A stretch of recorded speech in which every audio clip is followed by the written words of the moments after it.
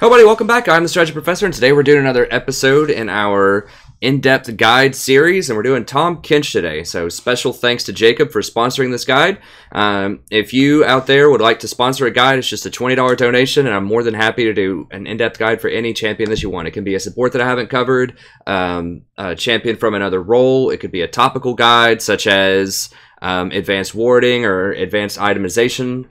I've got guides about that coming out soon that people have sponsored. And I do come out with these also for free over time, but it just expedites the process for a particular one that you want. So I do release guides for free as well. But if you have a favorite one that you want to see and you've just been wanting to donate to the channel anyways, that's a great excuse to go ahead and do it. Get a guide on your favorite champion. So I'll tell you how to do that at the end if you're interested. And I also offer coaching sessions and some other premium content on the channel, but we have tons and tons of free stuff as well. I do a stream every night. If you're new to the channel, I have lots of playlists for various champions that are free, lots of topical guides, just the vast majority of stuff on my site is free. But if you're thinking of donating anyways, I've come up with this kind of rewards program to really help people out that want to help me out, to help me manage the channel. So I'll talk more about that at the end of the video.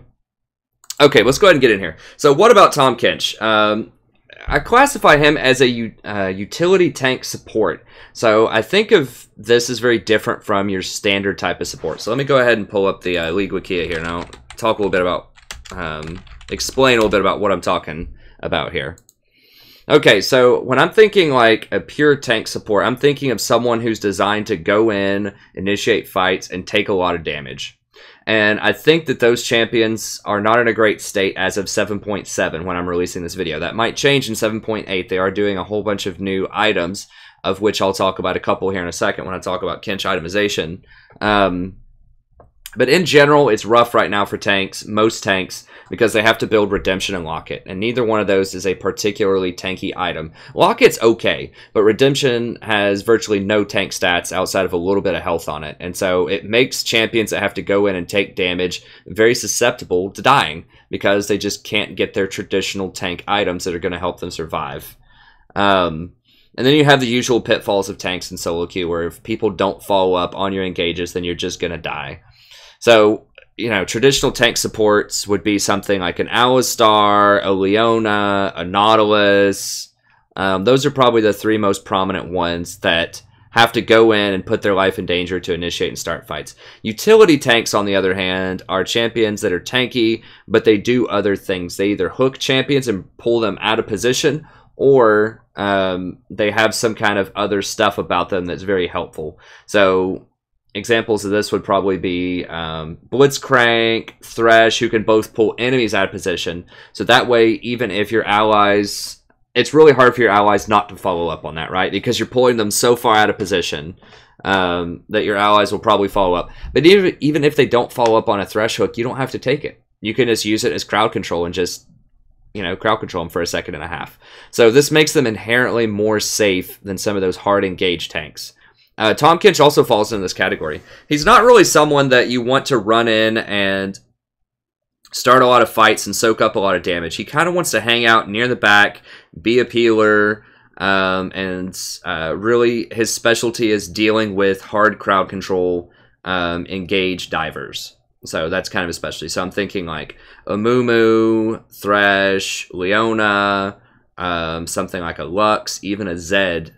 Tahm Kench is going to be very good against them, so we'll talk about why. But that's what I'm calling sort of the utility tanks. So it's tanks that aren't designed to run straight in and soak a lot of damage, but they have a lot of other abilities that make them very useful. So they just happen to be tanky, but often they play more like utility supports that just kind of help the back line, or they pull people out of position. Okay. So one of the advantages of this, if you play someone like a Tahm Kench over something like a Sona or a Nami, is they survive divers a lot better. So one of the problems with someone like a Sona or a Nami is that if someone gets to that back line, if the Hecarim gets on the back line, if the Talon or the Zed jumps onto the back line, you're a lot less likely to die. With Sona or Nami, you're probably dead. There's very little you can do to get around them if they dodge your bubble or if they dodge your Sona ultimate. or if they have Edge of Night active or a Banshee's Veil or something like that. That can be very tricky. But with Tahm Kench, they're not going to evaporate you instantly like they would with some of these other utility supports. So that's the inherent advantage that he has, that he happens to be tanky, but you don't have to initiate with him to be powerful. So that's one perk of having a tank utility support rather than like your standard mage utility support, or like your healer, shielder, enchanter, I guess they call them utility support. So yeah, you don't have to commit to a full-on engage, which means you can buy Redemption and Lock It without losing out on too much, because you shouldn't be getting hit a ton anyways. You might take some incidental damage, but if your positioning is strong, then you should be okay with the Redemption Lock It buy. You don't need to buy any kind of super tanky items. Although they're helpful, they aren't necessarily required.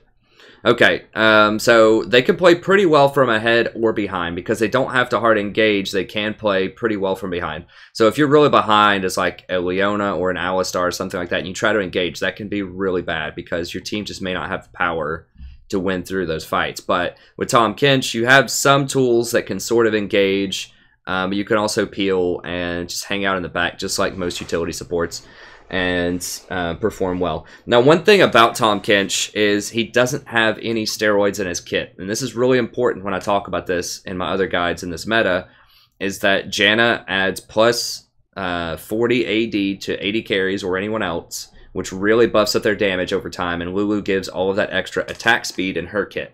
And so Tahm Kench is not going to be offering those same bonuses. What he does offer is very, very strong protection against hard single target crowd control, which we'll talk about here in a second. But he is going to get outscaled by a lot of these other utility supports. Also, he doesn't have shields and heals, so he's not going to scale very well with plus shielding plus healing effects, obviously.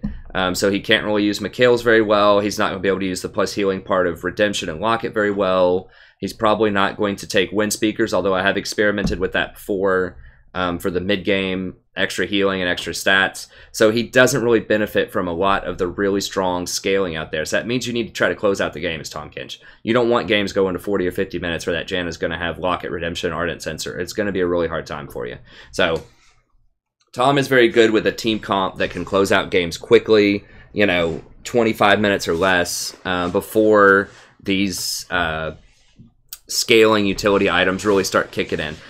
Although he's going to be buying the same items, he just doesn't work as well with them as someone like a Janna or a Lulu does. So just keep that in mind. And this is why it's very important, and we'll talk about that in a little bit, that you use Tahm Kench as a counter pick. Do not pick him blind, because there are champions that are very good against him. So you want to pick him specifically to counter engage. So you do not want to face Janna, you do not want to face Lulu with Tahm Kench.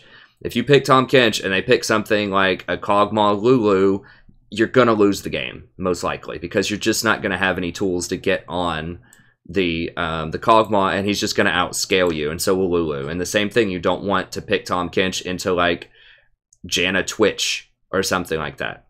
Like, the place where you want Tahm Kench is if they have something like a Leona Ashe, for example. That's a perfect Tahm Kench pick there, because they both have very strong crowd control, which you can completely negate. And once you take out that crowd control, then your team can go forward and massacre them, because neither one of those champions is very good if they don't have their crowd control. Leona doesn't have much utility outside of her crowd control. She doesn't scale particularly well, and the same thing with Ashe. She's not going to do as much damage as a lot of other AD carries out there, because she has that arrow, which you can completely negate. So you want to use Tahm Kench as a counter pick. You want him like 4th or 5th pick, and you want to pick him into very specific compositions. You don't just want to pick him first pick blind. Not in this meta. In the past, yes, I did pick him blind some last season when he was particularly strong, before they nerfed him, before they nerfed the items that were good with him, and before they nerfed the champions that he was good with. But he can still be quite a good pick in certain circumstances. Okay, so let's go ahead and talk about Tahm Kench. So why Tahm Kench specifically? I've mentioned a couple of reasons, but let's go into some more details here. Let's look at his kit. All right, so he's melee, of course. He has really high starting health. That's something you'll notice right away. Is 610 health. I mean, a lot of 80 carries and other people have like 530 or less. So he's very, very tanky to start with. He has 335 move speed, which is okay for a tank. He gets magic resist per level, and he has really high starting armor. So 27 armor is pretty big. And he has 8 mana regen, which is actually not bad. A lot of, you know, tank type of champions that aren't designed to be mana users will only have 6. But he has 8, which is pretty good. His health regen is also fairly high, 6.5 at level 1 is pretty good. So he has some pretty good base stats. Let's look at his other stuff. Okay, so he has acquired taste. So these are the fish that you see with Tahm Kench. And Tahm Kench is one of the most misunderstood champions in the game. A lot of people just don't know what he does. He's a very rare pick, and he has a very low win percentage because people don't know how to use him. So we're going to go through different ways you can use him. Of course, that's what the guide's all about, right? And I do have, just as a show here, I do have a lot of experience with Tahm Kench from last season. Haven't played him as much this season, but I'll pull it out here.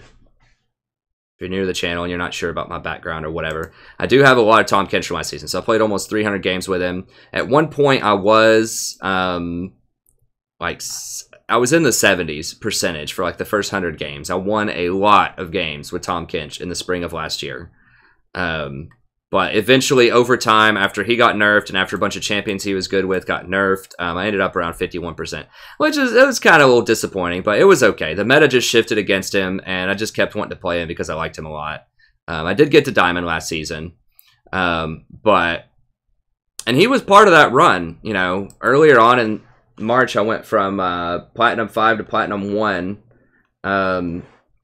By March, mostly playing Tahm Kench. So I started off Silver 2 last season, went from Silver 2 to Platinum 5 playing Janna, mostly, and then I switched over to Tahm at Platinum 5, got to Platinum 1, I was duoing with another Jin who was Platinum 5, and we won a lot. I'm talking like 19 of 20 in a row or something. I got like 3 or 4 divisions in like 2 days. It was crazy. He wasn't like a booster or anything. He wasn't a challenger player. He's just a standard like Platinum player. We just worked really well together. Like Jin and Tahm Kench are excellent together, and that was when Jin and Tahm were both really, really strong before any of their nerfs and before anyone knew about Jin. Really, this was very close to his release. So this guy got to pick Jin every single game, and no one picked Tahm, so I got to pick Tahm every single game, and we just murdered people like big time. Like the dude was like 10-1 almost every game. It was crazy. We had such great synergy together, and then he just quit playing the game. I guess he had school or work or something. I don't know. But Tahm didn't quite put me over the edge, and I fell back down to Platinum 4 or 5, and then I made a run at the end of the season with Janna to get all the way up there. And some Nautilus. But either way, I've played a lot of Tahm Kench, so I do have some experience, and I do think he is a good pick. Like I said, into certain compositions. You even see him in pro play, mostly as a counter pick to Ashe, but sometimes as a counter pick to Thresh. Okay, so Tahm Kench's basic attacks and damaging abilities, that's his Q.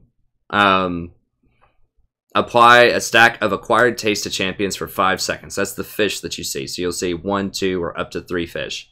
So each one of these deals, depending on level, 1, 1.25, or 1.5% of Tahm Kench's maximum health as bonus magic damage. So you want a lot of health with Tahm Kench, historically.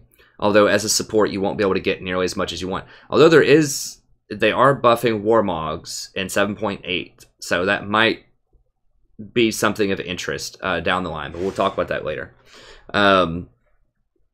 So, and as stacks also, so you can get up to 4.5% max health per auto attack, which is pretty dang good. So, you know, if you're fighting other tanks, well, I guess you don't even have to be fighting other tanks because it's off of his max health, not off of their max health. So, you know, if you get to 3,000 max health, then you're going to be dealing 135 extra damage on your auto attacks, which is pretty good. Okay, so it decays pretty quickly after the stacks reach the full duration. So Tongue Lash and Devour get extra effects based on if you have 3 stacks or not. So basically, it just stacks up the fish. Once you get to 3 stacks, you can do special stuff, and it does a good chunk of just passive extra damage. Not much you have to do there in the way, but you do want to think about how you're getting these stacks, and there are different combos you can do with auto attacks and Qs and things like that, which we'll talk about down the line. Let's go ahead and walk through some of these abilities really quickly, though. Okay, so Tongue Lash. So hopefully you notice that this is really strong, right? So it's on a 6-second cooldown, which is really fast. well, not really fast, but, you know, it's a pretty aggressively priced cooldown. You can use it a lot in lane. Only 50 mana. Every single rank is only 50 mana. So rank 1, rank 5, doesn't matter. It's only 50 mana, which is excellent. So Tahm Kench, because of this, can have some mana problems early because you don't build a lot of mana on him.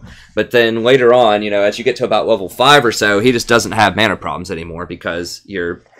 it's only going to be 50 mana, and your base mana is going to increase so much that it's rare for you to run out of mana if you're managing him properly. So what he does, after a brief delay, he lashes out his tongue in a direction, and he slows an enemy for 2 seconds. This is not decaying. Notice that. A lot of slows these days say decaying, which means they aren't actually slowed for as long as it says. They're slowed that much to start, and then they speed up over time. This is a full 2 seconds of the full slow here, and it gets up to 70%. Non-decaying slow. So this is a brutal slow. Makes it very, very easy to hit skill shots on someone who has been hit with this tongue lash. That's why Jhin was so powerful. So how it would work with Jhin is you would tongue lash somebody, start walking up to him, Jhin would hit him with a W, you would auto attack them twice to get 2 more stacks of acquired taste. Jhin would auto attack him, throw a bouncing grenade at him, you would eat him with your W, devour, walk back, spit him out. As soon as you spit him out, tongue lash him again, and then Jhin would hit him again, and they're just basically dead. Like, in lane, especially back then before they nerfed some of these abilities. It was just instant death. Like, if you basically hit them with a tongue lash, they're dead. Like, against a good Jhin player. So, Tahm Kench, very, very good with Jhin. He's still very good with Jhin. So, it has a nice slow. It scales 10% per level up. It scales a lot of damage. I mean, 280 damage is a lot for a tank type of ability. For only 50 mana. I mean, that's over 5 to 1 mana payout ratio. I mean, that's approaching 6 to 1 mana to damage payout ratio. So that's huge. And it actually has a pretty large AP ratio. I've never built him as AP. That would be interesting. But nothing else really does damage based on AP. I mean, his projectile damage does. It's actually a pretty high projectile damage too. But it has a pretty long cooldown. So he would be interesting. I've never toyed around with him as AP. You know, try that at your own risk. But I don't highly recommend that. But he does have an AP ratio there. So what you need to know about this is it's a great harassment tool in lane. It's got 800 range, which is pretty good. So it's a pretty long, it's like deceptively has quite a long reach on it. You would think that someone's tongue wouldn't be that long. Tahm Kench is the Gene Simmons of the League of Legends world. So he's got some reach on that tongue. Now, if they already have 3 stacks of acquired taste on them, instead of slowing them for 2 seconds, they're stunned for 1.5 seconds. That's a long stun. That's not a root, that's a stun. They're not doing anything for 1.5 seconds. So, in other words, if you could manage to auto attack them 3 times and then Q them, then they're going to be stunned for 1.5 seconds. Or you can Q them, auto, and just keep autoing them until this comes off cooldown again, and then you can hit them with the Q and stun them. Now, a combo you can do with this also is you can't do this to champions or allies. This would be really sweet, actually. If they change this around, I would be happy about this, because I think most people still wouldn't play Tahm Kench, and I think he would still be like a sub 45% win rate, because he's really hard to play. But if you could actually do the Tongue Lash and devour an ally, I think that would be sweet. Now, Tongue Lashing and devouring enemies with acquired taste, a little more questionable, but I think at least being able to do that to allies would be pretty sweet. But it'd make it kind of like a lantern. But anyways, as it stands, you can't do this to players. You can only do it to creeps.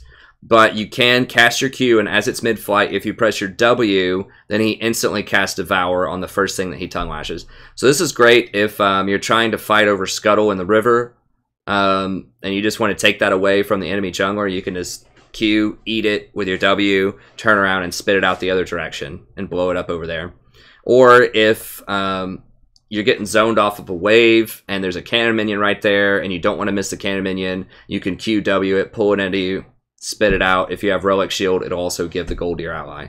So there are some limited uses for this. I guess if you were really thinking ahead, if someone was trying to run away, they just had a little bit of health left, you could Q, W, if they were out of range of your W, because trying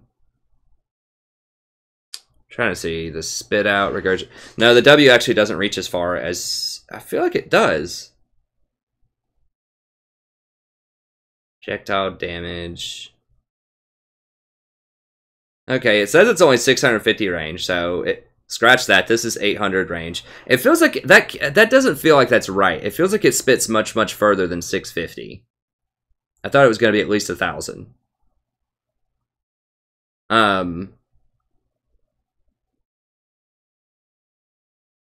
Yeah, that feels like that's the range to eat them. Let's see, W.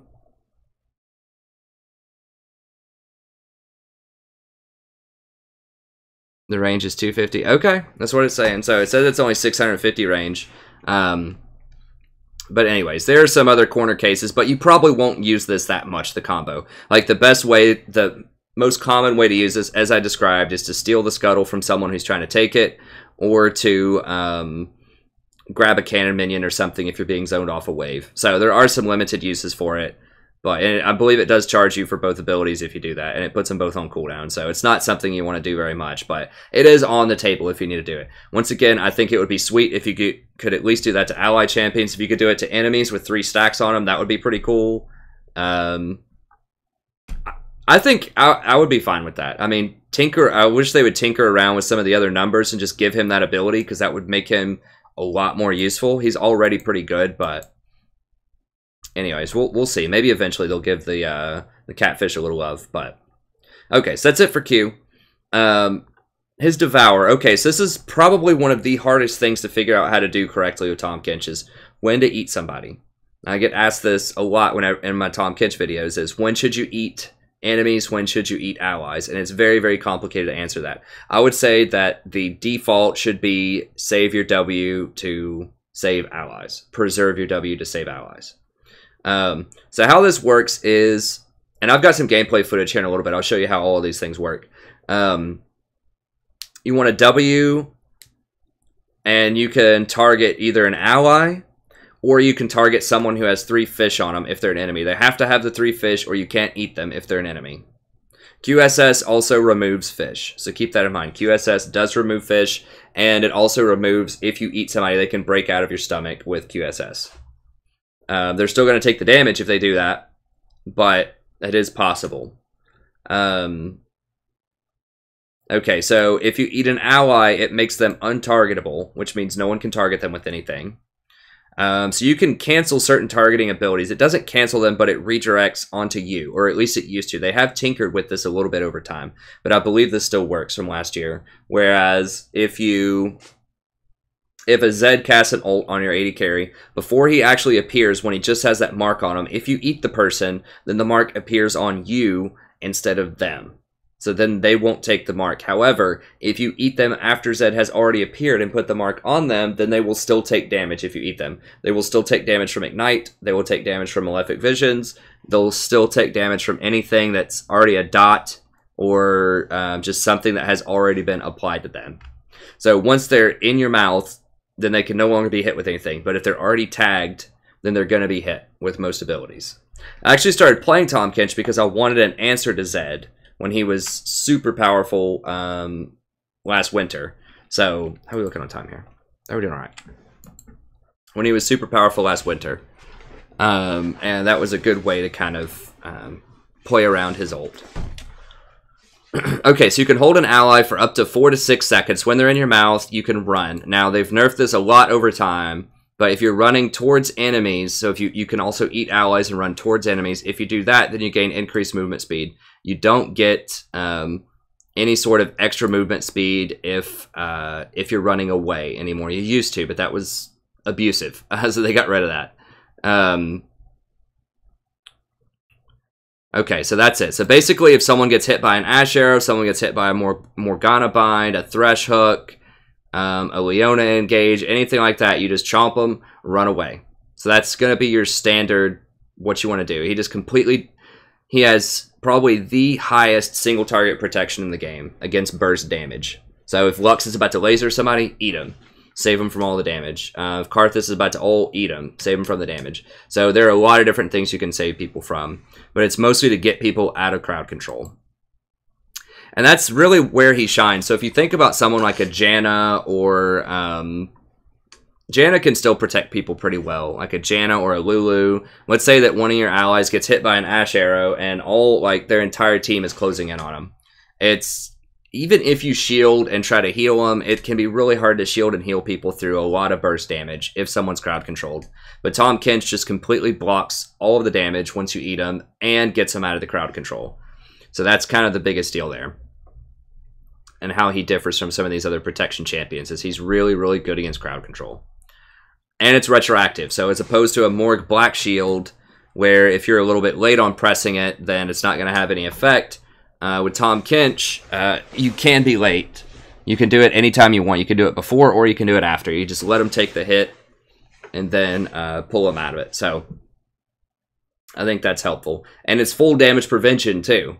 You know, if you Black Shield a you know, something that's going to do a lot of AD damage, then that's not really going to help you that much. But if you Black Shield, or if you Tahm Kench something that's going to do a lot of AD damage, then that can actually protect you. Okay, so how it works on enemies is, and you can still cast summoners when you eat allies. That's important to note. I'll talk about this in tips and tricks, but you can flash.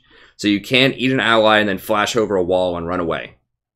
So that's really important to know you can do that. You can also eat people over little ledges, which I'll talk about here in a little bit. So let's say that someone is running away down this river and it's something really scary and you don't have time to run all the way around and eat them. You can run right here and ping a lot, and if they walk right here to this wall, you can actually eat them over the wall with your W to get them out. Or if someone is trying to go in here to try to steal the Baron off of a blast plant, if they walk up to this wall, you should be able to eat them over this wall. Anything that's within the 250 range that it describes, you can still eat them and run away. So you can eat people over walls. They just have to be very, very close to you to be able to do it. So a lot of times that's not going to happen unless someone really knows how Tahm Kench works or unless you're on voice comms with somebody. But that is something that's on the table that you can do. Okay, so as far as enemies, if you eat an enemy, it disables all of your summoners. So you cannot eat an enemy and flash into your team. That would be pretty sweet, but you can't. And you can only hold them for half of the duration. Now, it doesn't matter how long you hold them. So if you hold them for the full 2 seconds, if you spit them out virtually instantly after you eat them, doesn't matter. It's going to do the same amount of damage. So the only advantage to holding them longer is you can pull them back towards your team. Now, you're slowed by 95%. When that happens, but having an extra 1 second of waddling along could move from an extra, 200 units closer to your allies. So, that could be the difference in whether or not they can flash out. Also, another reason to hold them in your mouth for longer is you can wait on the cooldown to your tongue lash. So a very common combo that I'll talk about here in a second is you tongue lash, hit them, slow them, walk up, auto, eat them, hold them in your mouth for about the 2 seconds, and then right when you spit out, then you Q again, and you're guaranteeing yourself one more tongue lash hit. And that's going to slow them so that you can auto them a couple more times too.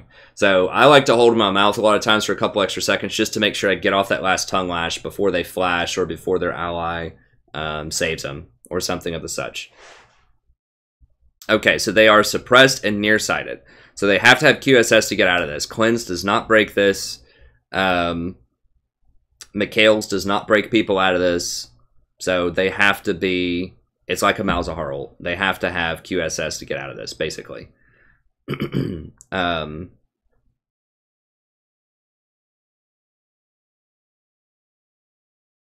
Okay, so it's after a brief delay, and I don't have the exact time on this, and I've had people, like, rage at me before or question me, why'd you hold them in your mouth so long, why didn't you spit them out immediately or whatever. It's because there's a delay, and it doesn't tell you what that delay is, but it feels like it's at least like half a second. So after you eat somebody, it becomes regurgitate. Now, you also can't use Devour for 4 seconds after Abyssal Voyage, so you can't just, like, roll up with your ultimate, like, show up, eat somebody, and flash over a wall instantly. You have to wait at least 4 seconds after Abyssal Voyage. So that's important to keep in mind, that you can't just roll up and do that. You have to wait. So this is another nerf they did at Tahm Kench over time. He's been nerfed a lot, but he's still pretty good. Now, allied champions can break out of Devour. And it might be useful to tell your allies this at the very beginning of the match if you play Tahm Kench, especially in lower elos. They just may not know what he does. So just say, if I eat you, please don't press anything. I'll put you in the right spot or something. Because what will happen is sometimes people get freaked out if you eat them. They won't know what happened. And then they'll keep clicking and they'll just spit themselves right back out into the enemies and they'll just die again. Now sometimes they'll do that on purpose because they'll be mad that you ate them. They'll be like, I had him. I had the person dead. When they clearly didn't, and then they'll spit themselves out and die. But some people will do it accidentally, so they will just like spam a bunch of buttons because they get confused and they don't know what happened, and then it will spit them back out and they'll just die. So just make sure that they know that if you eat them, not to press anything, that you'll put them in the right spot. Okay, so Regurgitate does a lot of damage. So when you spit somebody out, they're stunned for 0.25 seconds. So they're stunned for a little bit when you spit them out. And they take a lot of the target's maximum health. So this is why he's really good at breaking tanks. If you get this to level 5, it's 32% max health. So, you know, if they have 3,000 health, this is almost 1,000 magic damage. It's a lot of damage. And monsters take a lot of damage too. So if you hit a scuttle or something, if you eat a scuttle and spit it out, it's going to do a massive amount of damage. So he's really good at taking that scuttle out of the river and keeping control of river vision. Now he can also eat minions in the lane and spit them out at allies and do pretty good damage. I mean, if you max that out, the W is 300 damage if you hit him with one of these.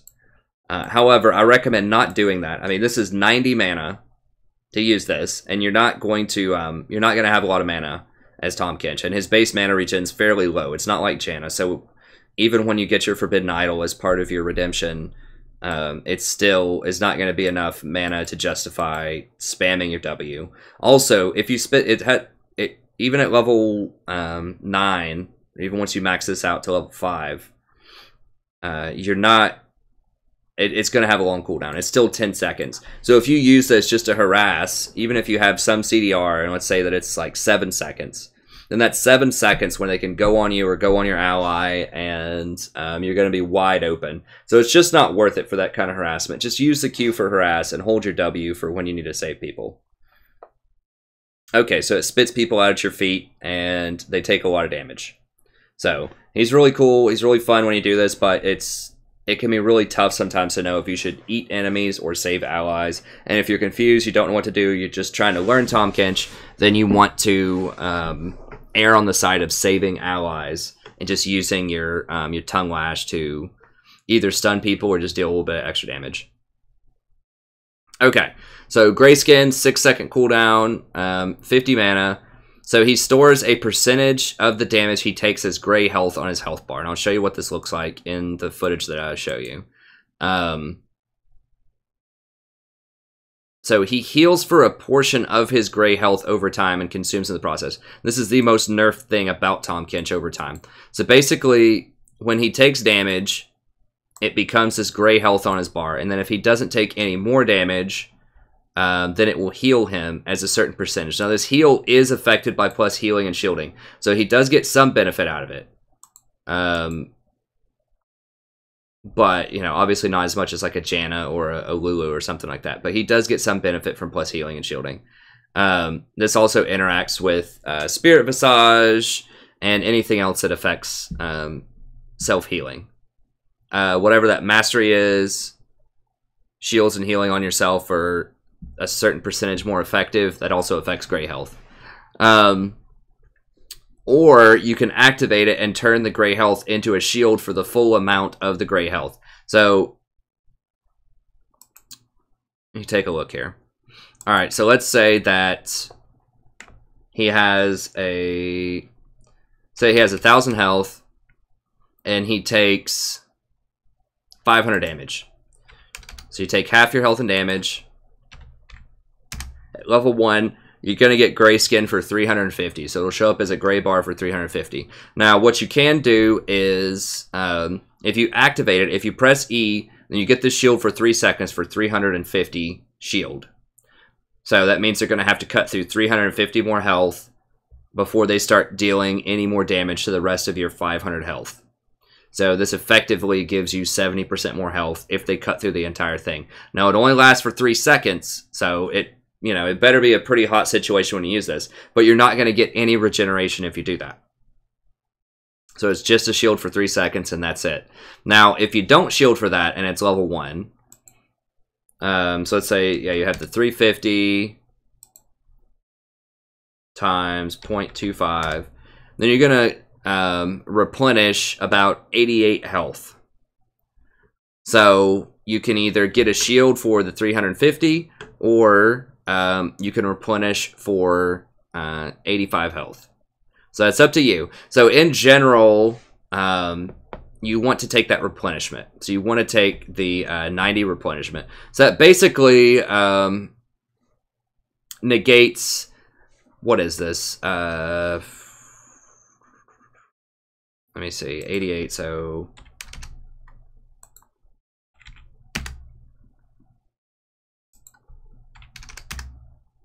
I think that's right.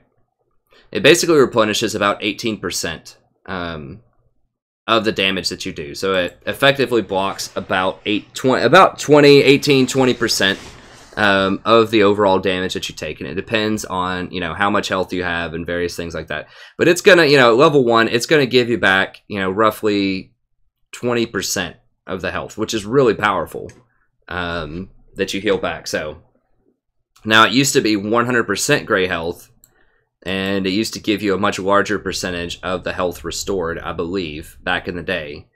But as it stands now, it's still pretty good for regeneration. So you don't want to pop the shield unless you have to. Unless you're going to take, like, the full damage of the shield over time, then you don't want to pop it. You want to just hold out and then just get as much regeneration as you can. And just in general, you want to try not to pop it. I typically don't use it unless I think I'm going to die. Because you regenerate so much more back. Because if you pop it and you've only got 100 health left, even if you get a huge shield and the fight's basically over, well, you can't do anything else because you're going to be at 100 health. Whereas if you don't pop it, then maybe you could have healed back up to 300 health, and then you could go take a tower or something like that. So this is another one that's really confusing and difficult to use. You have to have a really good gauge of just how much damage you're going to take. You need to have practice and just experience with when you should use your gray shield and when you shouldn't. So you need to know how much damage the enemies are going to do, how much your resistances are with certain items. You need to have just a good game sense on when you need to pop it. And you need to have the reflexes to do it before you die. Because obviously if they kill you, then you can't grayscale or thick skin. Now another thing to keep in mind is if you're crowd controlled, then you cannot activate thick skin, the shield.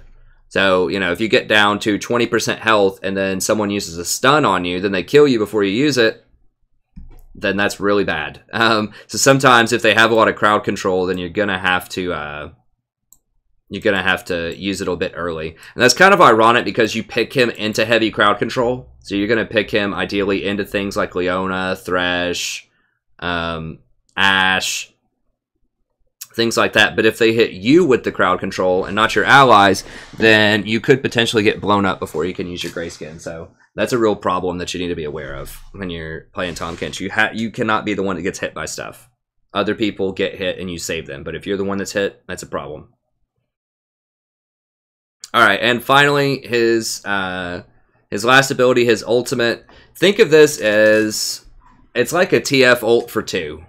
It's really, really powerful if you use it correctly. So what he does is, and it has really good range, 4,500 at level 1. So that's pretty good. And then it goes up from there.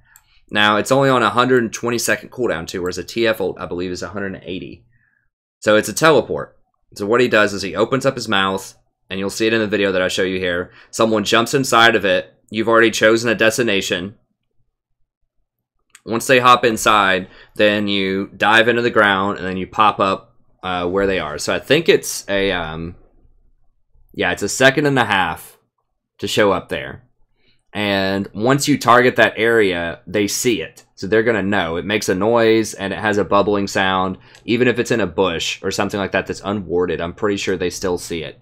So, you want to be careful where you place this. And it's really important that you place this in a spot where they're not going to get away, or they're not going to potentially be able to counter you in some ways. So, opens up his mouth, dives in, or an ally dives in, and then you both appear afterwards. So a really good place to do this, a really good time to do this, is when you hit 6, and you'll see this in the video. If you're on top side, for example, go in a place that's probably not going to be warded. So you can go like here. The range at level 1 is going to be from like here over to here. And so just get your AD carry to bait them as they go up. Just act like you're going to ward or something. They're probably going to get aggressive. You just have the jungler come down through here, pop in here, then you just pop out right here, and boom, double kill, typically. Or if you're on this side, you can do it through the lane. So you can just go like right here, and then, or like maybe here, and then they get baited. You can reach right about here, pop up behind them, boom. So it's really, really powerful to be able to do that. So you want to leverage that a lot. You want to make sure that you're communicating that with your allies, because a lot of people don't know what Tahm Kench does. Even though he's been out for a long time, he's just a very rare pick. So you need to tell people, come here when I'm level 6, I'll give you some free kills. Now, if something interrupts Abyssal Voyage, so if you either cancel it, if you move, or if a minion hits you or something, then you only go on a 10-second cooldown. So you can use it again pretty quickly. Now, you cannot Abyssal Voyage if you've eaten something. So you can't Abyssal Voyage if you've eaten an enemy or if you've eaten an ally. You can't escape with them like that. That would be pretty cool, but you can't. Now, you can spit them out. If it's an ally, you can spit them out and then Abyssal Voyage, and maybe they hop in and get out. But if anyone hits you, it's going to interrupt it. So just keep that in mind. So yeah, it's about a second and a half to complete it. Really powerful, about a 2-minute cooldown, level 1. And you can use this not only to gank your own lane, you can go gank middle lane with the jungler. You can rotate to objectives pretty quickly after you've won a battle. So it's really, really useful. It gives you a lot of mobility, but it does require some coordination with your team to set it up and do it correctly. And you need to ping a lot before you do it, just so your allies know that it's coming and they know to take it. So, you know, a lot of Tahm Kench is about communicating with your team, particularly at lower elos where people just may not know what he does, and they just may not know what they're supposed to do in different spots with him. How are we looking on time? We're doing okay. All right, so yeah, I covered it. Cheap harass in lane, great versus tanks. Tanks are going to be pretty popular in 7.8. His E makes him very tanky, pretty resilient to poke because he's going to heal back 20% of the damage that he takes. And his ult allows him to rotate quickly. It's basically a TF ult with you and a buddy for about 1/3 less CD. Makes him really, really good. So if you have a jungler duo, Tahm Kench is all over it. So I've duoed with junglers when I was leveling up. I did duo with that Jhin a lot, but I also duoed with some junglers. And he's really, really powerful. If you have someone that likes to jungle Graves or something and you just pop up behind him, it's just free kills all day, every day. So if you have a jungler duo buddy, Tahm Kench is excellent. Excellent. Especially if you're bronze and silver, you know, you'll make it at it. You'll gain a division a day if you do this. Probably not that much, but you will gain a lot if you have a duo jungle and you practice this with him. People always underestimate. If you walk out of vision, especially in bronze and silver, people just will not respect you at all. Like, they won't think that you're going to come in behind them. I've done it to people like 4 times in a row before and killed them all at like gold. Or maybe I was even platinum. I don't remember. But like, people just won't respect it. So, very, very powerful. Okay, so little known tricks. I've mentioned some of these. Let's see if there's any that I forgot. So you can W someone over a wall. So you can eat people over walls to save them. You can flash after you eat someone. After you eat an ally, not an enemy. You can't flash with an enemy, although that'd be cool. People can still jump in your mouth as you start your R. So remember, it has a 1.5 second wind-up time. So you can just double tap your R and go ahead and start the animation. If people are near you, they can just click on you within 1 second. And if they do, then you'll hop in their mouth and you've already got the animation going. And so then you pop over there really quickly. So you don't have to sit there with your mouth open and then not start the animation. You can go ahead and start it, and then if people click on it, then they can jump in the middle of the animation, and that saves you a little bit of time so that you get over there faster before the enemy knows what's going on. That is risky, though, because if they don't jump in your mouth fast enough, then you're going over by yourself. So you gain movement speed if you eat an ally and move towards an enemy. That's mentioned in the Tahm Kench stats there. I don't use it that much, but you can use it if you're just trying to chase someone down. It's something that I forget about sometimes, but you can use that to chase people down. You can prevent a Z damage on a target if you eat them before the mark applies. Mention that. Another good trick is you can spit a cannon minion backwards towards an ally to share the gold. So this isn't always relevant, but let's say that your AD carry gets poked out of lane, you decide to stay for experience, and they're moseying back, and let's say they're right here, and there's a cannon minion that's just about to die at the tower. You can actually eat that cannon minion with your W, walk all the way back to here, spit it about the max distance, and then when it dies, they will get the Relic Shield experience and gold, if you have Relic Shield. So that's real easy to do. Or if your AD carry's back in base, you can spit it through the bushes and hit your jungler right here, give him the experience and the gold. You can spit minions places to hand off gold with Relic Shield and to give them experience. So even if you don't have Relic Shield, you can still give them experience by spitting it close to them. Or if like you're covering mid lane for your jungler or your mid laner, and your mid laner's over here getting blue or something, you can eat the cannon minion, wait a second until they start walking back this way, and then spit it back out and save it that way. So it's just a nice little way that you can give some extra experience to people. Or the scuttle, you know, you can eat it in the river, and let's say your jungler is over here and they just finished Gromp, you can walk up here, spit it at them as they're getting the blue or something. So just know that's on the table. It's not the most pressing use of your W, but it is a nice little trick that you can do to hand off some extra experience and gold sometimes. And Tahm is very good against things that are invincible, or not invincible, but they cannot be damaged, but they can still be crowd controlled. Like, he has lots of interesting interactions. So, for instance, if a Kayle is ulted, you can eat her. I'm pretty sure you can eat her if she's ulted, because she can still be crowd controlled. Now, she's not going to take damage, but while she's in your stomach, then the ult is going to eventually wear off, and then when you spit her out, then she'll take the damage. So that's a good way to neutralize Kayle. If there's a Kayle just causing terror on your team, and you just Q, auto, eat her, then you can shut her up while her ultimate's going off. Same thing with Zilean. If Zilean has ulted a target and they're pretty low and they have 3 fish on them, and maybe they just have a couple of seconds left, you can actually eat them, hold them in your stomach for those 2 or 3 seconds, and then by the time you spit them out, the ult will probably be gone. Now, it doesn't remove the ult, but the ult keeps ticking while they're in your stomach. So you could eventually just spit them out and they die. So if they only have like 2 seconds left on a Zilean ult, just eat them, hold them in your stomach, and just spit them out and they die when you're done. The same is true of a Kindred ult. So if you eat somebody while Kindred ult is going on, I don't believe they get healed. If they're in there, they might. If they do, you have to walk outside of the circle. But you can certainly eat somebody. I don't think they get healed. And then you can spit them out after the Kindred ult goes off. What else? Just any kind of other sort of buff or where someone's going off or going crazy, you can shut them up. I mean, if you eat a Twitch while his rat-tat-tat's going on, or his spray and pray's going on, it'll stop him from channeling that. There's just a lot of uses for that, especially, like I said, around things that are like invulnerability, but can still be crowd controlled. He's pretty good at managing those. So there are a couple of corner cases to think about with Tahm Kench when he's good.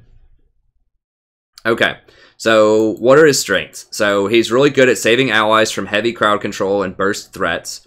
He can take a lot of harassment in lane because he gets basically an extra 20% health with level 1 E, and E's your last thing you want to level up, so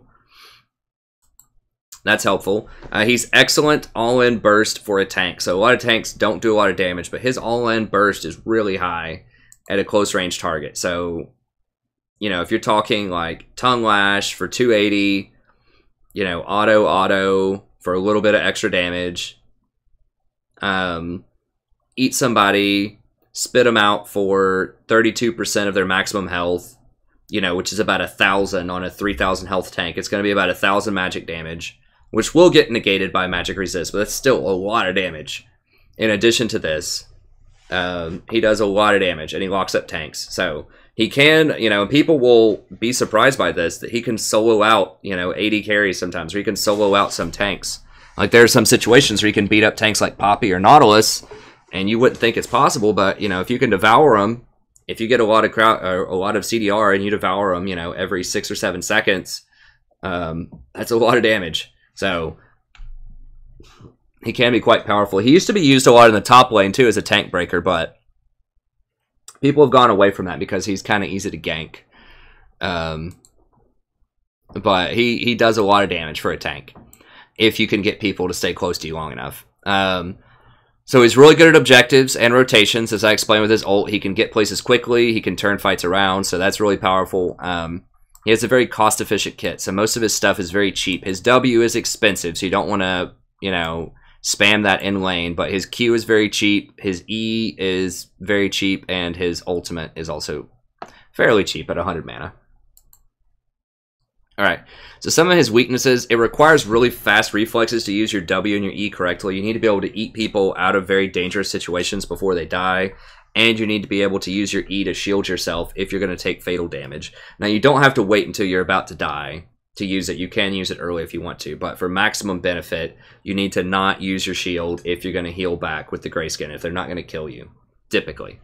So this requires pretty good game knowledge. You know, you have to know how much damage you can take before you need to use your shield. You have to know when you should actually eat your allies or when they can stay up and survive. Because sometimes if you eat them and you don't need to eat them, this can be really bad. So if Vayne is like trying to kill somebody and you eat her and that person gets away, the Vayne's going to be pretty mad about that.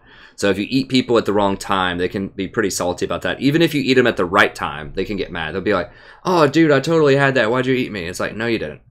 You were going to die. But sometimes they can still be mad about it. So it just requires good game knowledge and matchup knowledge to know, like, okay, can they actually win this fight, or do I need to pull them out of this right now? Can I go aggressive and try to eat the enemy, or do I need to be defensive and try to save allies and run away? Can I take this much damage, or do I have to E and get a shield here for a little bit more? So that's all makes him very difficult to use. That's part of why he has a low win percentage. He has very limited escapes, so if you get caught out, you're probably dead. This is why you'll virtually always have to get Boots of Swiftness on him, because he really, really needs that move speed in combat, because he just has no other way to get away, other than just like waddling away and tongue-lashing people, and that's it. So if you get caught, it's going to be a problem. He has very limited trading in lane, so he's pretty passive for the most part. You can do some, you know, some decent poke with your tongue lashes, but it's really hard to go all in unless there's a jungler gank, or unless they decide to go onto you. Then you can trade back and go all in on them. But it's really hard to just walk straight up to them without taking a ton of harassment. So, you know, he's not going to be good if you need to harass the lane heavily. So if they scale much harder than you, if they have a Twitch, or they have a Kog'Maw or a Draven, he can be a poor pick, because you're just not going to be able to harass that much in lane, typically. So he cannot interact much with persistent damage threats. So after you eat somebody and spit them out, that's it as far as your peel goes. I mean, you might be able to get some stuns in, you can get a couple of slows in, but if there's a Hecarim on your AD carry, you're just not going to have the same kind of shields, heals, peeling that some other supports would have, like mostly Janna. So he's not going to be able to peel as much as Janna. He just has a huge, like, burst of invulnerability basically for an AD carry. So he's really good against enemy champions that have high cooldowns and really high burst, but like a Syndra or like a Zed or something like that. But he's going to be much weaker at things that can chase people down and have persistent threat. So like a Hecarim, a Graves, Master Yi, things like that. He's not going to be that great, because those people are just going to run down your AD carry after you spit them out, and that's going to be a problem. Isn't that right, Sadie? I don't know if you can see the cat there or not, but she's just hanging out. Okay. Okay, so matchups. So he's really good with champions that are immobile and typically have some kind of crowd control that can complement your crowd control. Yeah, and people that have long range too. So if you save somebody and you spit them out a little ways off, then they can still do something from long distance. That's the big thing. I mean, so this is why Jhin is like the perfect combo with him. And it's a shame that Jin's kind of out of flavor right now, because he's been nerfed a lot. Well, he had his time in the sun. I mean, he was really powerful for about a year, and they've nerfed him a lot, and finally they're giving other AD carries a chance. But in general, he is really good with Jhin, because if you tongue lash him, Jhin can hit him with a W, and then, as I said, that basically is doom. because that's going to give you a chance to gap close, eat him, spit him out, and then he's going to have a lot of burst damage. So he can, you know, attack him, dancing grenade, and then by the time you pull him back, spit him out, tongue lash him again, then he's going to have another couple of attacks in a dancing grenade. So very, very good with Jhin. Also, if they engage on your Jhin, you eat him, spit him out on the back line, then Jhin can use his ultimate and still have a lot of fight from the back line. Or he can W really far from the back line. He can use his dancing grenades. So he has a lot of long-range stuff, and that makes him very good with Tahm Kench. And he has no escapes or mobility, really, so he really needs the help of someone like a Tahm Kench. Jinx is another one, so she can still use her Mega Death Rocket, her ultimate from the back line. Her rockets themselves have really long range, so she can use that from the back line if you have to save her. If you eat an enemy, she can throw down her chompers. You can spit them out directly on the chompers. The same thing with the Jhin trap. You can actually spit people out right on top of a Jhin trap, and then if he W's them after you spit them out, then they're dead. So that's really helpful. So yeah, he's a good combination with Jinx. Varus is pretty good because if you spit someone out on the back line, he could just keep, you know, shooting Qs and arrows at people. Sorry, I got like some cat hair in my nose. That always happens every time I want to do a video and the cat comes in here.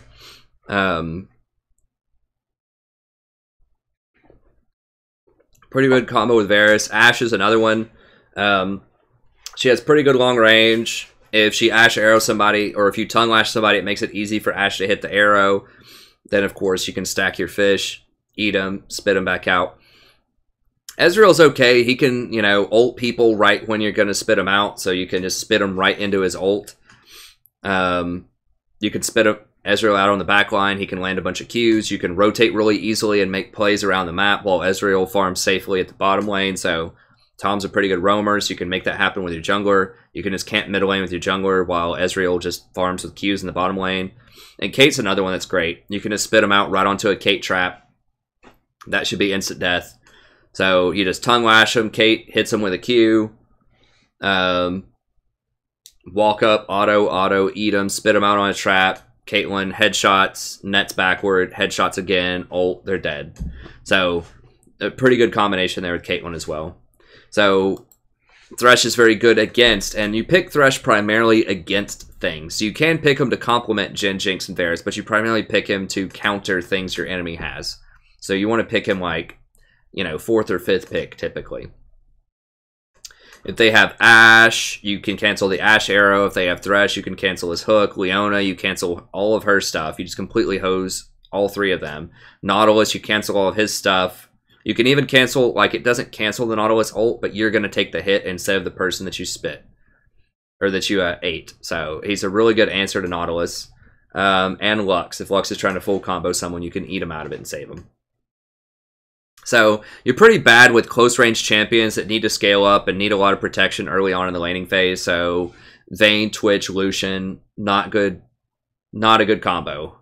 They don't really have any crowd control. I mean, I guess you can spit someone out close to a wall and Vayne can condemn them into the wall. But there's very limited interactions that are going to be helpful here. You don't want to eat Twitch when he's spray and praying because it's going to, you know, take away time from his ultimate. So that's not good. Twitch just wants to sit there and just auto attack.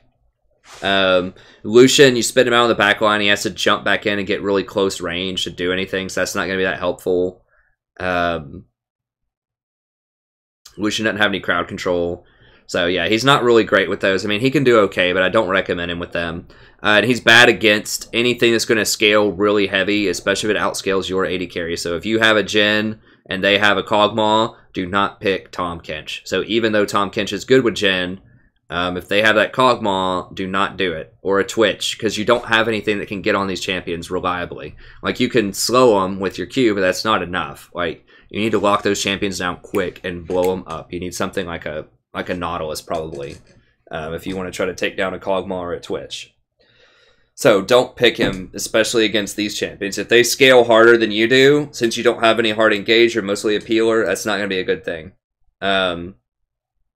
Recommended items, of course you want Relic Shield. Don't complete the Relic Shield. Don't like upgrade it in anything. Just sell it eventually and just get your redemption and lock it faster in Ruby Sightstone. I talk about that a lot on my stream, and I'm going to make a whole video about it when I talk about a new updated itemization video. But that's definitely something that you'll want to do. So you want the trinity of items here, the Redemption Locket, Ruby Sightstone, and then probably Knight's Vow. Now, Gargoyle Stoneplate is going to be very, very good. I think they're going to nerf this. I mean, they just have to. This is something that's on the PBE for 7.8 right now. And it's 40 armor, 40 magic resist. If you're near 3+ enemies, so if you're in a team fight, it gives you 40 bonus armor and magic resist, and then it just gives you an infusion of health for 40% of your health. So you basically have 40% extra HP, and it's 100% extra HP at 90 seconds. Now, it does reduce your damage, but who cares? That's ridiculous. So this is going to be very good, and this might bring tanks back big time. So if it does, Tahm Kench, very good against tanks. He would love this item. He would also love going against tanks because of the way his W works. So we'll see. This Warmogs is also pretty good too. Where now it's only 2750, so you could get this probably with just Redemption, Ruby Sightstone, and the Warmogs itself. Is in addition to Tahm Kench's just natural HP scaling, you'd probably have 2750 health to proc this, and you get 5% per second that you're out of combat, which is really nice. So that means after you win a fight, you can rotate over and go to another fight, and you'll probably be full health by the time you get there. So that's potentially super strong. So they are changing some things around. Abyssal Scepter could also be a good item to throw in there. If you're against a lot of magic damage. It's a lot of magic resist, which is good, but then it also gives everybody 10% more magic damage. It's kind of a weird item. I don't know. They're PBE and a lot of stuff, but Gargoyle Stoneplate is definitely something that you're going to want. I would get that after Redemption and Locket, but that's pretty ridiculous. So, once again, that's good not only because it's good on Tahm Kench, but because it's going to encourage people to play tanks. And Tahm Kench is very good against tanks. So, we'll see where that goes. But I still think that these will be your core 3 items. And the Gargoyle could be a last item that might be good. Okay, runes. I definitely go with 9 armor, health, CDR, move speed, and armor. You do need at least 2 move speed points. Sometimes I run 3. Because that's your only escape is running, and you're not only saving your own life, but you're saving the life of the person that you ate to escape. So it's really important that you get out of there quickly. So this is why, something like Boots of Swiftness are good. Dead Man's Plate might also be good. I haven't tried that out as like a 3rd item, but that might be particularly good with Tahm Kench because you get that extra movement speed until you attack somebody. So if you're just trying to run in, eat somebody, and run away, then Dead Man's Plate might actually be pretty good. So it's the same price. It is on the expensive side for a support item. So I don't know. It's okay. You probably can't get it. You probably want Redemption and Locket first, but it's interesting. It's interesting because move speed's so good on Tahm Kench, but this is what I would do. If you're really poor and you can't afford the flat in terms of IP, and you can't afford the flat yellow HP runes, you can substitute those for armor runes. That's fine. If you can't afford the CDR, you can do flat magic resist runes, although I think CDR is really, really important on Tahm Kench because you're not going to get to that maximum amount typically. So try to do the CDR. But if you can't afford it, you can either do scaling CDR per level, or you can do flat magic resist. And then the substituting armor for HP is not a big deal. If you have to do that, that's fine. That's not a big deal. This is more important, but you can work around that too. And Stoneborn Pact is the last thing I recommend. It's kind of a crappy mastery in my opinion, but it's okay. It's better than Courage of the Colossus on Tahm Kench. Because the only way you proc Courage, if you get a stun on somebody with your Q, you can proc it. Or you can proc it if you eat somebody, then you're going to get it. So there are a couple of ways you can get it, but in general, it's pretty limited. Another option is Wind Speakers. It will increase your healing, and it does increase your healing and shielding off of Redemption and Locket. And remember that even if you just press Locket, then everybody's going to get the bonus armor and magic resist, which is about 3,000 gold of stats in a team fight when you're level 14. So it's really, really good. So Wind Speakers, I would get that if it's just going to be a farm off lane and you're going into the mid game. But you know, Stoneborn Pack's going to give you a little bit more health in the early game and a little bit more sustain in lane if your AD carry follows up on your Tongue Lashes. So he doesn't have a great mastery, but it's up to you. Kind of more power in the mid game would be Wind Speakers. More power earlier in the game would be Stoneborn Pact. Wind Speakers is weird, but it makes sense in terms of boosting up your Redemption, your Locket, and your own self-healing that you have, and just the stats that you give people. Okay. So popular comparison. So we have Tahm versus Morgana. So Tahm Kench, he has a retroactive application of crowd control removal. He protects against all damage, not just AP damage. He's much tankier and he has a much more versatile kit. So a lot of times when people say, I like Morgana, I highly recommend that they try out Tahm Kench instead. Now Tahm is much harder to play than Morgana, but I think he has a lot more utility in his kit. Now, Morg, you can do her shield from a range, which is really nice. You don't have to be right up next to them. So, you know, a problem with Tahm Kench, if Lux hits somebody with that bind and she's about to all in them, and you're half a screen length away, you can't do anything. But with Morg, you might be able to shield enough damage to where they're not going to die. Or if they're too far away for you to eat them before they die to an arrow, then you can always do that from a range with Morgana to Black Shield to prevent the application of the arrow. And the shield does prevent AP damage, so that's good. So Tahm Kench's W doesn't actually prevent any damage. It just, you're going to take the damage instead of them. So it's not prevention, it's just kind of redirection. So hers actually does prevent. Morg's Q is very powerful initiation. If you hit that 3-second bind is a really big deal. So, you know, that's something that Tahm Kench lacks. He doesn't have really strong initiation. His Q slows, Morg's basically roots for 3 seconds. So that's a pretty big difference. So Morg is better at chaining crowd control with allies. So if you have an Ashe on your team and you need to chain her arrow together with some more crowd control, then Morg's going to be much better at that than Tahm Kench. So I like Tahm in most situations better than Morg, but there are some limited uses where I think Morgana could potentially be better. Okay, another potential comparison is with Thresh. So Tahm Kench is much tankier than Thresh. His base stats are higher. His gray skin make him much more resilient than Thresh. Tahm Kench is good at preventing crowd control and different spells. So Thresh really can't do very much about crowd control or spells. If someone's going to get hit by stuff, they're just going to get hit. Tahm Kench is better at rotations. So his ultimate allows him to move around the map very quickly, get off some good ganks, rotate to objectives quickly. And Tahm Kench has more consistent poke in lane. So Tahm can just spam his Tongue Lash, especially once he gets to level 4 and 5 rather.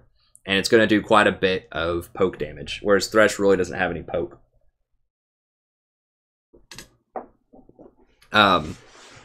Thresh, however, is better at persistent peeling. So you can get off a lot of hooks in team fights, especially once you max it out and get some CDR and you consistently hit those. It only goes on a 2 to 3 second cooldown, so you can crowd control people quite a lot with hooks and flays in team fights. So he's much better at dealing with persistent damage threats. So he can crowd control the Hecarim for much longer. He can crowd control the Twitch a little bit easier. So he just has much more crowd control than Tahm Kench does. He does offer better protection for allies who aren't crowd controlled. So if you can throw the lantern, if they actually get to click that lantern, that's probably going to be better than Tahm Kench's W. But if they're crowd controlled too much, then you need Tahm Kench to break them out of that. Thresh obviously has better initiation with his hooks. And Thresh is overall a better blind pick because he's decent into most team comps. He's okay. Whereas Tahm Kench can get completely murdered in some team comps. Like I said, if they have Lulu Cog or something like that, you have no prayer as Tahm Kench. Whereas with Thresh, you know, you could still maybe hit the Kog'Maw with a hook later on in the game and catch him out. You're really not going to catch anybody with Tahm Kench typically. Okay, so how do you lane as Tahm Kench? Dang it, did I close out that video? I'll pull it up here in a second.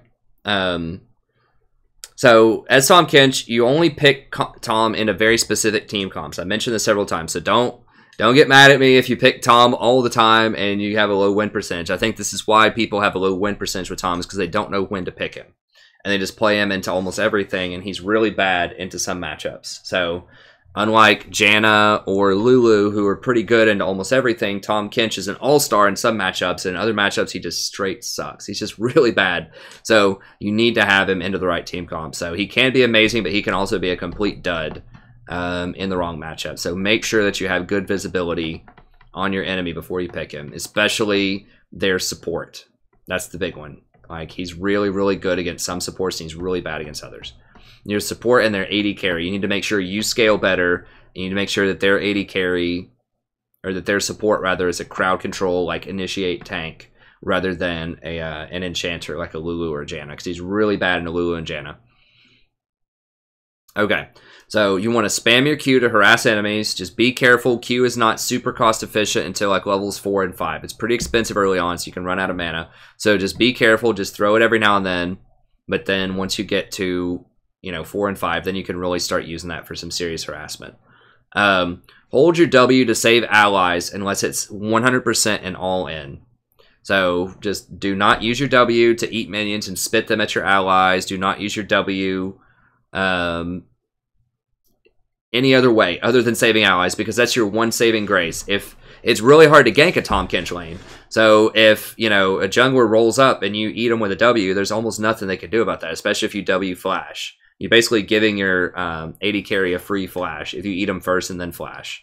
So you want to, if you do use your W, you want to wait on enemies to engage on you. So they need to go into you, and then you W them, or you Q auto W, bring them to the back line, spit them out. And this is really helpful towards towers. So if they get close to your tower, if they're trying to harass you under tower, and your minion wave is just about done, go up, see if you can Q them. If you do, and you get off a couple autos, you might be able to spit them out under tower.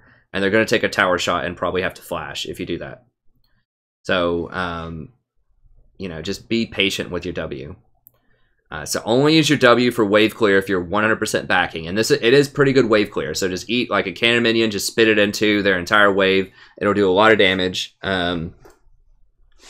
And then you can back up. But only use it if you're backing. So don't do it just for fun in lane. You need to have it to save allies. So be very conservative with your W. It's very difficult to start a 2v2 with Tahm. Some champions you can do it better than others. Like I said, Jhin is excellent with it. Jhin's probably the best. But in general, if you tongue lash someone and try to walk up and auto them twice more, you're going to take a lot of harass that you don't want to take. And that's going to be bad. So you're going to get poked out if you do that. So if they go on to you, however, then you can murder them. So this is like if they pick a Thresh and he tries to follow up his Q and you eat the person that he Q'd, then you could turn around real quick and just completely kill that Thresh. Or Leona or something like that. So you want them to go into you as Tahm Kench.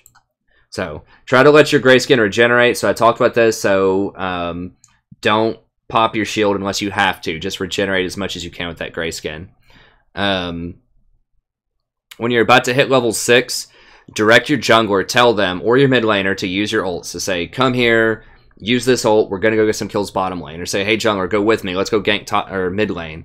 So just tell your jungler where to be, when to be, ping them, just explain how Tahm Kench works, just briefly. Just say, hey, come here, ult, we'll ult behind them, free kills for you. Like, just ping it. And a lot of times they'll come. They just won't know what to do if you don't tell them, because they won't know what Tahm Kench does. So if you're not a good communicator, if you don't like typing, if you don't like explaining things quickly to people, Tahm Kench may not be the champ for you. You need to communicate with Tahm Kench, because like leveraging his ultimate is a big deal, because he doesn't have it in a fight. So he's not going to be as good at all-in fighting as some of these other champions that have really powerful combat ultimates. His is a mobility ultimate, so you need to use it, but it's very powerful. So you need to use it to catch people out around the map. But, you need to tell your allies when and how to do that. Okay. You should also tell them, not to spit themselves out. As I mentioned before, say, hey, when I eat you, don't press anything. I will put you in the right spot. Because, I would say almost like 70% of the time, if not more, people will spit themselves out after you eat them. And a lot of times this is bad. And sometimes it's because they don't know that they can spit themselves out. So just tell them, because a lot of people don't have a lot of experience practicing with Tahm Kench. So popular combos that I've mentioned before. The most popular one is Q, auto, eat them. wait, and then spit them out and Q again instantly. So this is my standard all-in combos. This is when you're going to stack 3 fish, devour them, hold them in your mouth for those 2 seconds, and then your Q should just about be off cooldown. And then as soon as you spit them out, Q them again. That should be enough damage to knock anyone down like half to 3/4 of their health. So it's a lot of damage. Another one is you can just go for the 3 auto Q, auto W. So this is for maximum CC. So if there's a tank that's on your AD carry and you want the maximum crowd control, then just try to get 3 autos on them and then Q. And then auto them once more. And then as soon as that 1.5 seconds is almost up, then W and then take them away from your AD carry. So this will give you a total of like 3.5 seconds of crowd control. Whereas if you just do this one, it's only going to give you about 2 seconds of crowd control. So it's up to you. But they are going to be taking more heat from the person trying to dive them. So you have to kind of take that into account. Sometimes the better option, you know, another one you can do is you can W, eat your ally, and then start stacking the fish. So W, eat your ally, auto attack, auto attack, auto attack, spit your ally out, stun him, and then keep fighting him. So you could do it that way if you want to. A standard escape would be W, eat your ally, Q the enemy to slow him down, and then just run away, and then spit. Or you can W, eat your ally, run towards them, Q to slow them down, and then run them down, and then spit your ally out in front of them if you're trying to chase people down. Okay, so I'm going to show you some footage. I have some times marked here. I think I accidentally exited out of the footage, but I can find it again real quick here. Let's see, here we go. So this is from my most recent Tahm Kench game that I published up. The game of League of Legends. I'm the strategist. Go ahead and mute that. And I have a lot of Tahm Kench on the channel. It's not, I played a lot more of him last year than I do right now. I might break it back out when the tank meta comes back. Here, it might come back in 7.8. We'll see. But I do have like almost 60 videos of him on the channel. So if you want to know, go watch. Now, some of them are older, but his playstyle is the same. The items are just going to be a bit different, and the meta is going to be a bit different. But if you want to know how to make decisions with him and how to play him properly, then my playlist is very, very helpful. So be sure to check that out. I've got it linked a little bit lower in the Google Doc. Okay, so the first thing I want to show is around 3:45 or so. Now, so we've just kind of been chilling. As you can see, you know, it's just basically been a farm off. I did pick him into Leona, and I do have a Jhin. So we can't really go on them. There were a couple of times where she tried to go on me, but we're just basically trying to farm this off for now, having a farm off. So we've got Zen coming up here. So we know, my cat's snoring. So we know that Zen's coming. Okay, so I just tongue lash. Now she stunned me. I did tongue lash the Draven in the bush there. So she's trying to pull him off. The tongue lash is almost back up. Short cooldown.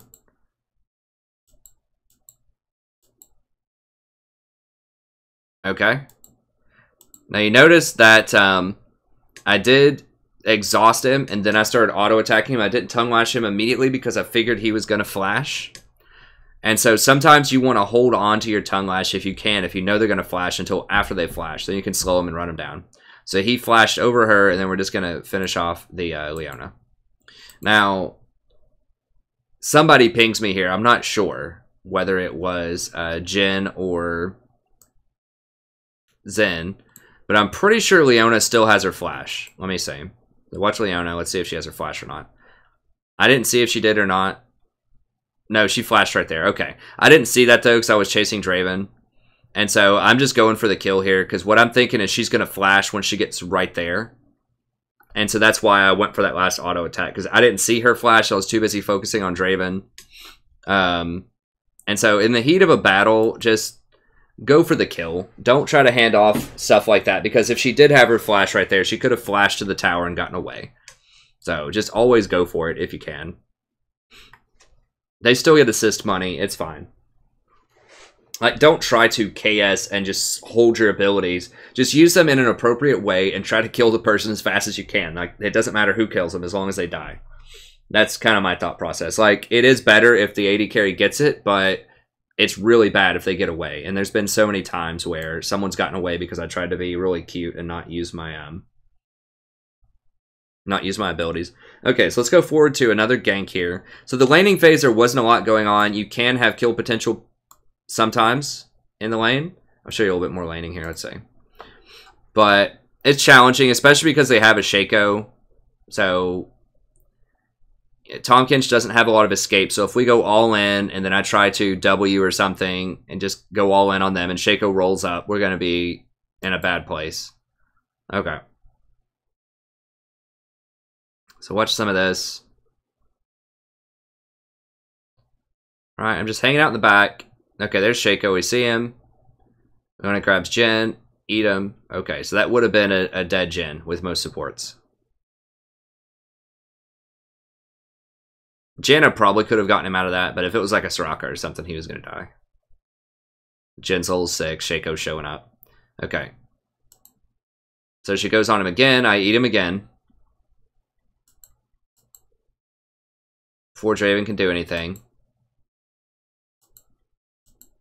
Okay, there you go. Now you can see the timer, actually, on how long it is before I can spit him out. Okay, so I've got 1 second. She goes in. Eat him.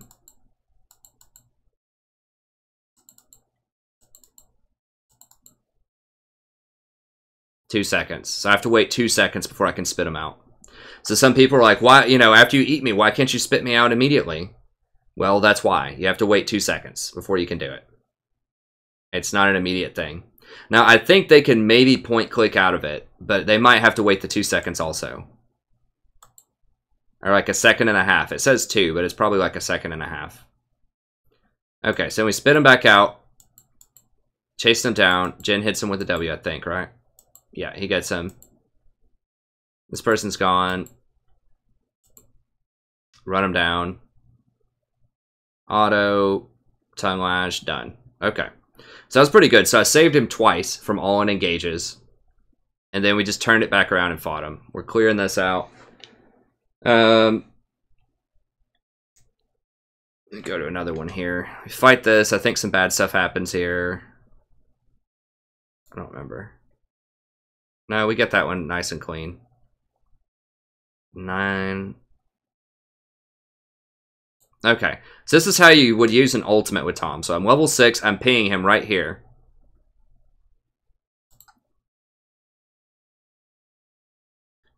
I say, Zen, meet me here soon. I ult you bot. Easy double. So I'm typing it in chat to him. I'm pinging it as I'm coming down here. He just finished his Gromp, so we're on the same page. He's like, okay. And I was telling him that pretty far in advance, too. So, like, when he was, like, walking down here, I was in base, and I was telling him. I was giving him, like, a 30-second heads up. Like, hey, I'm going to be down here in about 30 seconds. Come down here. And let's go get these kills. And just tell him you give him free kills.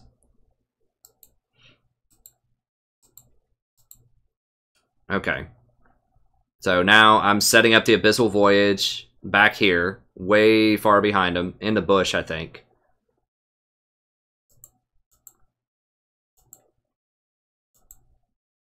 Okay, so now we appeared down here. Now, this is a little bit dangerous because they might be able to flash and run away this way. But I went ahead and put it here as far as I could. Just, you want to often go in the middle of the lane so they don't have a good place to go. But I went to maximum range just so that... And that makes it a little bit more dangerous for Jhin. But we just went max range here. Rolled up. Okay, so now we're behind him.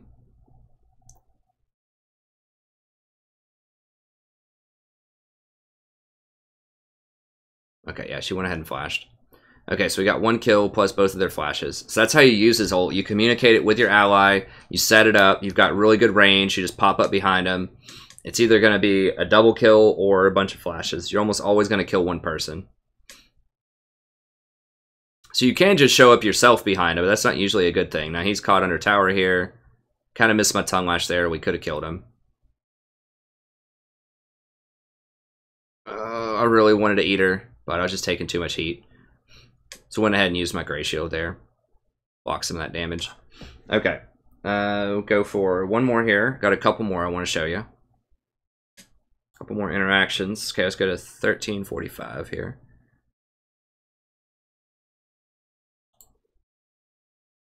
Okay. So I'm pinging dragons up in 30 seconds. We're trying to go over here and gain vision control. I think this starts getting weird. Okay, so they start fighting up here.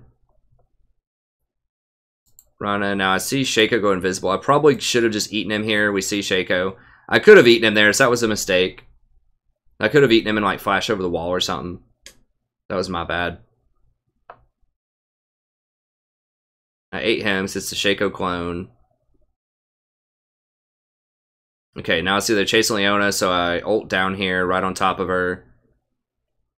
And she's done. Take a couple of tower shots. Boom, grayskin. So I'm leaving because Draven's right there, and he could probably ult and kill me.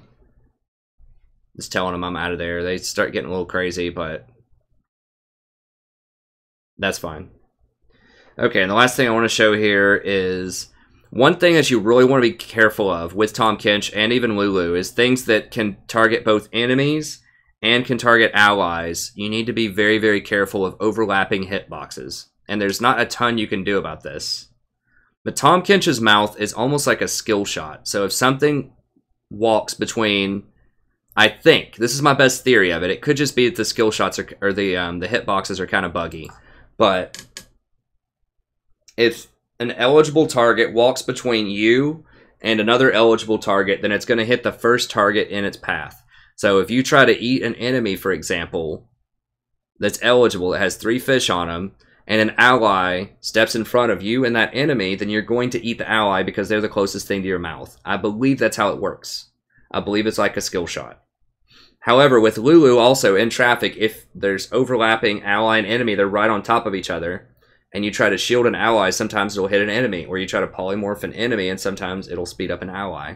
I think the overlapping hitboxes can make it very difficult to appropriately target things. It'd be cool if there's a button you could press where it was like only target enemy or only target ally for a spell. Maybe there is, I don't know. But we've got a good fight coming up here in about 20 seconds. Just setting up, trying to wave clear. Tahm Kench doesn't have much in the way of wave clear. Just curious about Baron. We see them down south.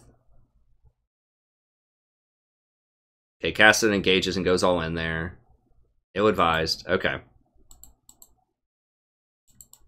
So we catch out Cho. Lots of effects going on. Okay, drop my redemption.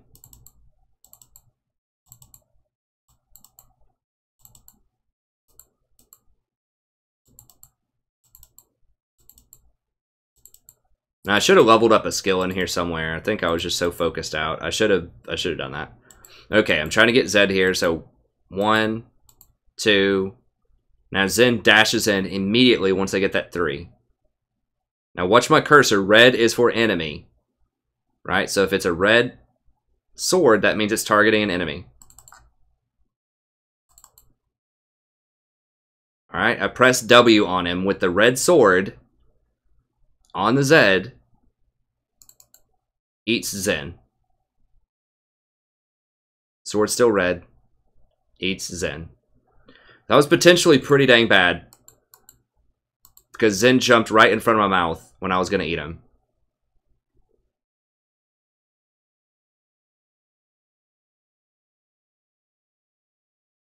And then he goes back and kills someone else. Now we do get him, but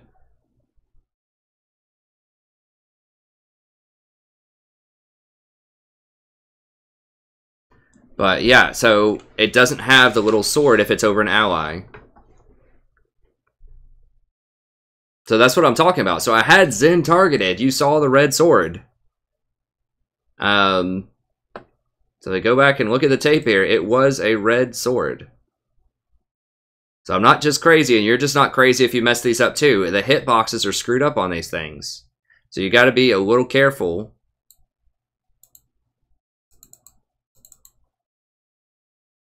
See, no red sword. I'm not targeting him right now. I'm just slinging the skill shot over here. Red sword. At no point is this not a red sword.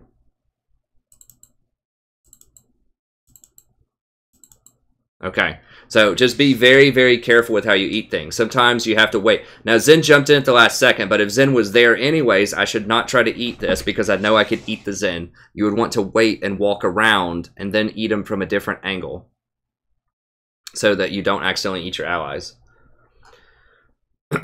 So anyways, okay, so that's how you should team fight in various different ways with Tahm Kench. He can be quite powerful in team fights. Just be very careful not to eat your allies when you're trying to eat enemies. So I've got all that down here.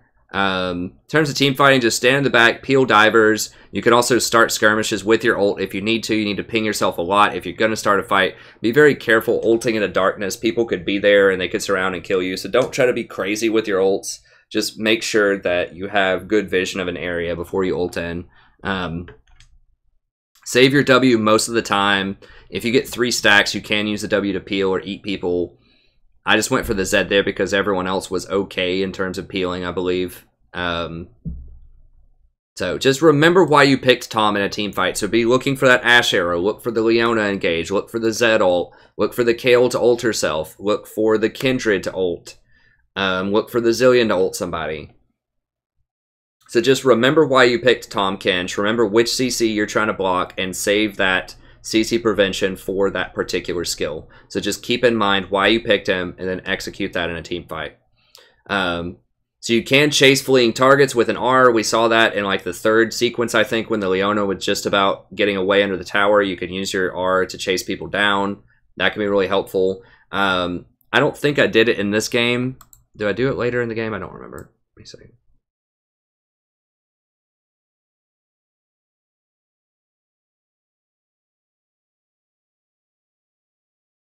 I don't think we do it in this game.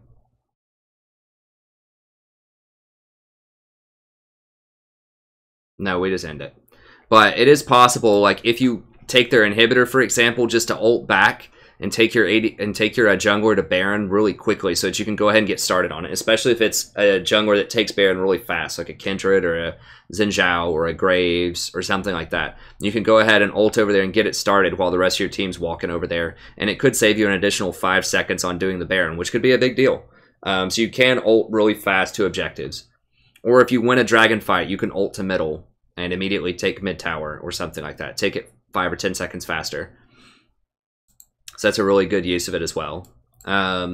Just make sure you're using Redemption and Lock It appropriately in a team fight. So don't hold on to it too long. Just go ahead and use it really early in the fight. Just make sure you get it out there. So this is the Tahm Kench playlist that I mentioned. So if you click on it, Hypertext, I'll have a link in the description as well. You can watch all my Tahm Kench games. Got 57 of them lined up for you here. Lots of good Tahm Kench action if you want to learn how to play him. He is challenging. It takes a lot of practice to understand when and where you should do certain abilities, but he can be very rewarding. He is an excellent pocket pick into certain champions, especially Ashe. So if Ashe is ever really popular in a meta, then Tahm Kench is going to be pretty good. If you see him in pro play, chances are it's because the enemy has an Ashe or a Thresh, potentially, but typically an Ashe. If you want to see more guides like this, I'm always coming out with new ones. And of course, this one's going to be added to it, but I also have a Vel'Koz guide, Nami, Janna, Lulu, Zyra. And I have a Karma, a Bard, and a Soraka one coming out, I believe. Like I said, if you want to see one that's not already on here, let's say you want to see like a Nautilus guide, or you want to see, I don't know, anything you want. You want to see a Fiddlestick support guide. You want to see a Teemo support guide. Whatever you want. You can commission it. $20. I'll do any guide that you want. And like I said, all of these are free for everyone to view. That's just for people that, you know, really want to donate to the channel and really want to see a specific champion. And of course, I'll give you that shout out and immortalize you on the site, just like I did for Jacob on this one, near the top like that. And I'll give you a shout out in the description to the video as well. So it's just a really cool way if you want to donate to have some control over the content that you're sponsoring, and also to get a little shout out on the channel that's immortalized. And then coaching. So if you're interested in coaching, I do also offer that as a service for a $20 donation. You can see what that's all about here. I'm constantly adding on more of these. So other people can benefit from this coaching as well. So they can watch. They probably make very similar or they could probably learn very similar things to what you learn in the video.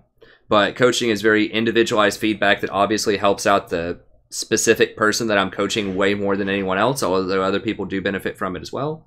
So that's why I just asked for a little modest donation for that. But that's a good price. I think if you think of, you know, the price of something like guitar lessons or dance lessons for a wedding or math tutoring or anything like that, $20 for about, you know, an hour to an hour and a half of work to come up with the coaching session for you is pretty helpful. Pretty good rate. So anyways, you can check that out, see if you're interested. There's more information in the description if you want to see that. Other stuff on the channel, I'll go ahead and just pull it up here really quick at the end of the video if you're new. We've got all of my past streams right here. They're all under uploads. I need to move some of the ones over the last couple of weeks over here. But you can go through, watch the past streams if you want. I stream every night starting at about 8:30 Eastern Standard Time. There's some nights where I start at 9 depending on what happens during the day. I do actually teach college level courses at a major university in the United States. I teach persuasive writing. So sometimes if I have to like conference with students or just go to a meeting or various other things that could be going on, then I might be a little bit late. But typically it's 8:30 to 9 o'clock most Monday through Friday, and then a lot of times on the weekend as well.